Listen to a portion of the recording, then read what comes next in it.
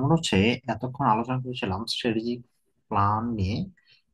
এখন আমরা আলোচনা করবো যে কমিউনিকেশন পার্টের বিষয়। So, আমরা কিভাবে একজন কাস্টমারের সাথে কমিউনিকেট করবো সেই বিষয়গুলো। যেমন আপনার এখানে কিছু এক্সাম্পল দেখতে পাচ্ছেন।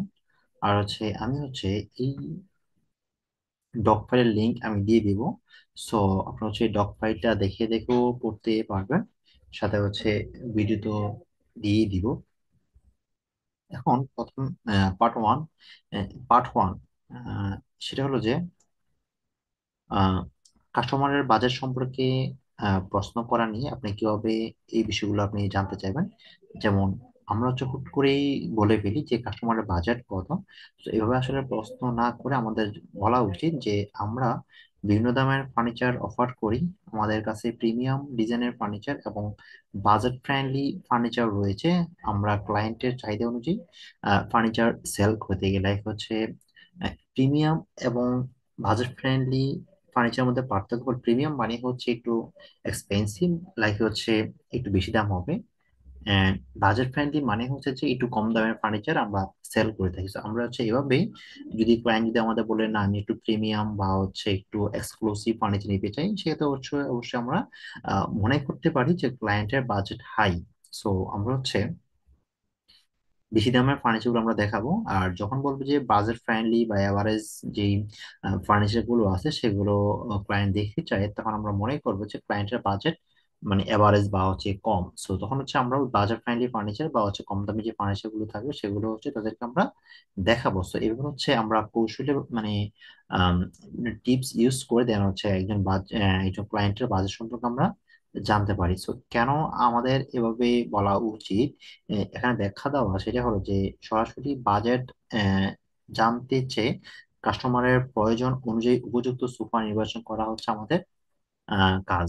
সো যখন আমরা বাজেট নিয়ে কথা বলবো, তো আসলে অনেক ক্লায়েন্ট মনে করতে পারে লাইক তাকে মানে কম বাজেটের বিষয়ে মানে অনেক থাকে। সো আমরা এটা না করে যেন আমরা এভাবে প্রশ্ন করলেই আমরা বুঝতে পারবো যে আসলে ক্লায়েন্ট কি চাচ্ছে। সেম ভাবে যে আপনি কি বেশি দামে সোফা কিনতে চান, সো আমরা এটা না বলে বলতে পারি বাজেট ফ্রেন্ডলি ফার্নিচারের পাশাপাশি আমরা প্রিমিয়াম ডিজাইনের ফার্নিচার সেল করে থাকি। যখন আমরা বাজেট ফ্রেন্ডলি ফার্নিচার নিয়ে ডিসকাস করব বা ক্লায়েন্টকে আমরা ফার্নিচার দেখাচ্ছি বাজেট ফ্রেন্ডলি বা কম দামে, তখন মনে হলো যে ক্লায়েন্ট একটু বেশি দামি চাচ্ছে।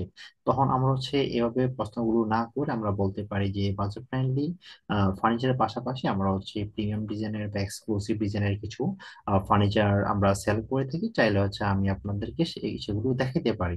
তো এভাবে আমরা ক্লায়েন্টের সাথে কমিউনিকেট করব। সো এখন প্রত্যেকটা প্রশ্নের অ্যান্সার দেওয়া আছে যে কেউ এই সরাসরি প্রশ্ন না করে এই প্রশ্নটা কি আপনি ঘুরিয়ে ফিরিয়ে একটু স্ট্যান্ডার্ড ওয়েতে করবেন, সেটা এখানে দেওয়া আছে। এবং এই প্রশ্নটা কেন এভাবে বলবেন বা কেন এভাবে বলবেন না, এটার ব্যাখ্যা এখানে দেওয়া আছে। সো এই ফাইলটা পড়লে আপনার এই বিষয়ে ক্লিয়ার ধারণা পেয়ে যাবেন। দেন কাস্টমারের অর্থনৈতিক অবস্থা সম্পর্কে জানা, যে আপনি কি এই মুহূর্তে বেশি বিনিয়োগ বা বেশি দামের সোফা কিনতে চান। এভাবে আমরা প্রশ্ন না করে বলতে পারি যে প্রিমিয়াম সোফা চান যা দীর্ঘকালীন টেকসই বা আরামদায়ক হবে। সো এগুলো আমরা এগুলো বলতে পারি। সো আপনার এগুলো একটু পড়ে নিবেন, আমি ফাইলটা দিয়ে দিব আপনাদের সবার সাথে শেয়ার করে দিব।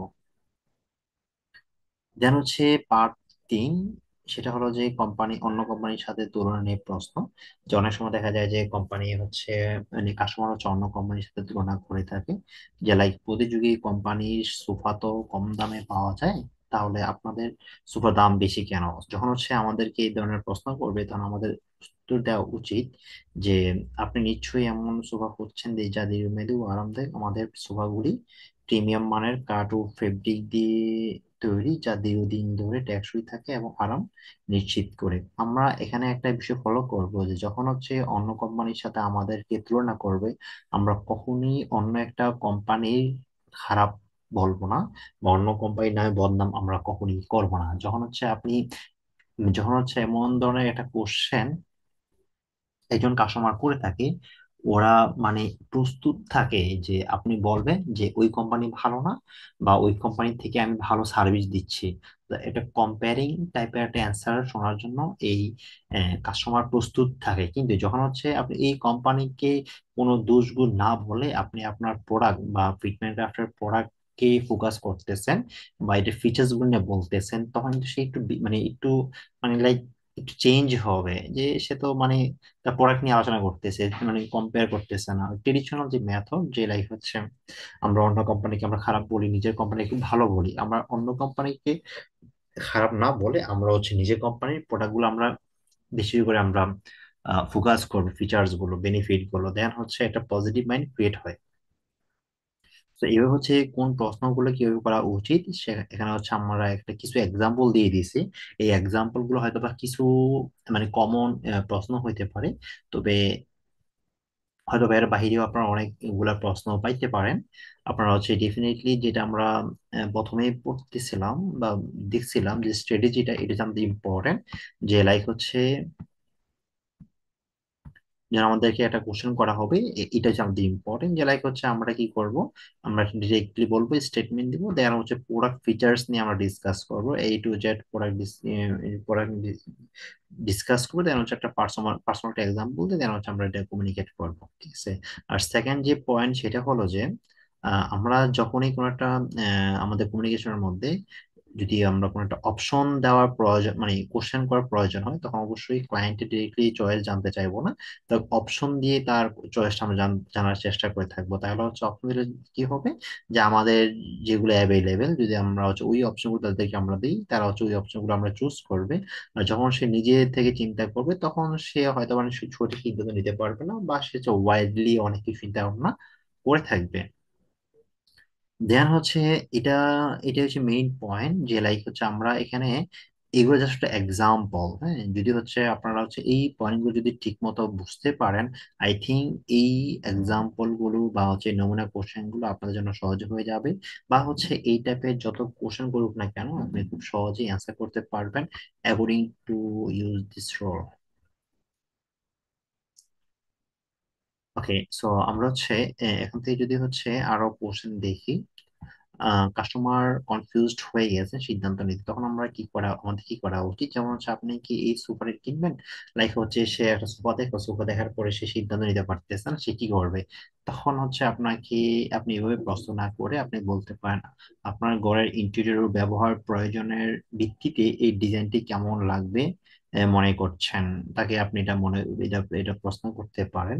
এবং কি তারপর হচ্ছে সেম ইন্টেরিয়র, ঘরের ইন্টেরিয়র ব্যবহার জানার পরে, লাইক হতে তার ঘরের যে অবস্থা সেটা জানার পরে বা ইন্টেরিয়র অবস্থা জানার পর আপনি বলতে পারেন সেম ইন্টেরিয়র ও হচ্ছে ব্যবহার, সেম ইন্টেরিয়র ও ব্যবহারের জন্য আমাদের একজন কাস্টমার এই সোফাটি কিনেছেন, এবং কি ওনার পজিটিভ অভিজ্ঞতা আমাদের সাথে শেয়ার করেছেন প্রিভিয়াস কাস্টমার। অতএব হচ্ছে আমরা একটা পার্সোনাল এক্সপিরিয়েন্স শেয়ার করে দিব, যেটা হচ্ছে আমাদের একজন কাস্টমার নিছে, এমন কিছু একটা আমরা মানে সেম ইন্ডাস্ট্রি টাইপের একটা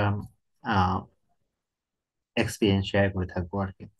তো এখানে যে মেইন পয়েন্টগুলো ফোকাস করা হয়েছে সবগুলো আমাদের এই পয়েন্টগুলোতে এখানে আলোচনা করা হয়েছে। তো আপনার হচ্ছে এই সবগুলা প্রশ্ন একটু পরে নেবেন, যেন হচ্ছে যেহেতু হচ্ছে আমাদের এক্সাম হবে, ওই এক্সামের মধ্যে আপনি আরো বেটার ভালো করতে পারবেন। সো এখানে আসলে মুখস্থের কিছুই নাই, জাস্ট হচ্ছে আপনি আপনার যে এক্সপিরিয়েন্স আছে সেই এক্সপিরিয়েন্স থেকে জাস্ট এগুলো আপনি শেয়ার করবেন। আমরা জাস্ট একটা ফরম্যাট সাজানো ট্রাই করছি, যে এই ফরম্যাটের থ্রুতে যদি হচ্ছে আপনি কমিউনিকেট করেন, তাহলে হচ্ছে ক্লায়েন্ট রেশিও এমন, কনভার্সন রেশিও এমন হইতে পারে, জাস্ট একটা ডাটা শেয়ার করলাম, দ্যাটস ইট।